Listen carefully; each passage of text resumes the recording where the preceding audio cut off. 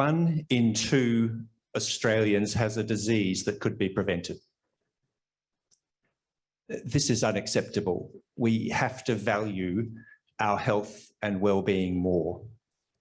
And it comes at enormous cost. The Australian government's own figures cost this in billions of dollars, $3 billion a year of healthcare costs that could have been prevented, $4 billion a year in welfare costs, 170,000 people who could have had a job if that condition had been prevented, and extra billions of dollars of earnings that could have been put into our economy. And yet we continue to take a wait and see approach with healthcare. We continue to spend more and more money, but we don't actually help any more people because we start at the wrong end. We start too late. We start at treatment rather than prevention. And the science tells us we can do better.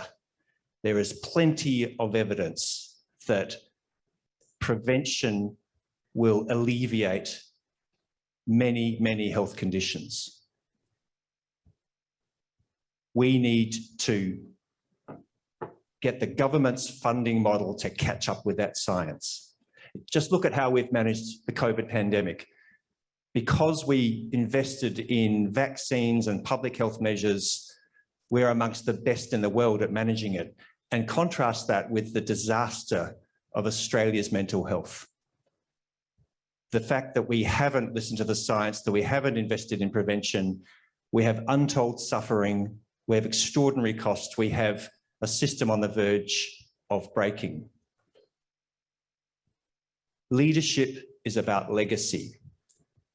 And what better legacy to leave than to be the ones that made a demonstrable difference to the health trajectory of half of the Australian population for an investment of only 5% of the budget.